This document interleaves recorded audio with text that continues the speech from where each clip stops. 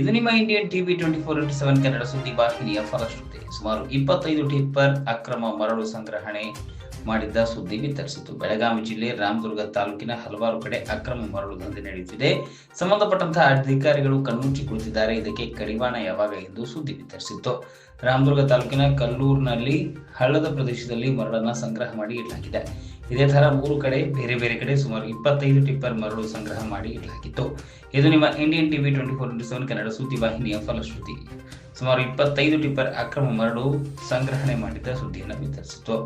ರಾಮದುರ್ಗ ತಾಲೂಕಿನ ಸುರೇವಾನ್ ಪೊಲೀಸ್ ಠಾಣೆ ವ್ಯಾಪ್ತಿಯಲ್ಲಿ ಬರುವ ಕಲ್ಲೂರು ಗ್ರಾಮದಲ್ಲಿ ಅಕ್ರಮವಾಗಿ ಹಳ್ಳದ ಉಸುಗುಗಳನ್ನು ಸಂಗ್ರಹಿಸಿಕೊಂಡು ರಾತ್ರಿ ಹೊತ್ತು ಟಿಪ್ಪರ್ ಹಾಗೂ ಟ್ರ್ಯಾಕ್ಟರ್ ಮೂಲಕ ಬೇರೆ ಕಡೆ ಸಾಗಿಸುತ್ತಿದ್ದರು. ಇದರ ಬಗ್ಗೆ ಖಚಿತ ಮಾಹಿತಿಯ ಮೇರೆಗೆ ಗಣಿ ಮತ್ತು ಭೂ ವಿಜ್ಞಾನ ಇಲಾಖೆ ಅಧಿಕಾರಿಗಳು, ಕಂದಾಯ ಇಲಾಖೆ ಅಧಿಕಾರಿಗಳು, ಪೊಲೀಸ್ ಇಲಾಖೆ ಅಧಿಕಾರಿಗಳು ಜಂಟಿಯಾಗಿ ಕಲ್ಲೂರು ಗ್ರಾಮದ ಹಳ್ಳದಲ್ಲಿ ಅಕ್ರಮ ಮರಳು ತುಂಬುವ ಸ್ಥಳಕ್ಕೆ ಅಧಿಕಾರಿಗಳು ಭೇಟಿ ನೀಡಿ ಸಂಗ್ರಹಿಸಿಟ್ಟಂತಹ ಮರಳನ್ನ ಜಪ್ತಿ ಮಾಡಿದರು.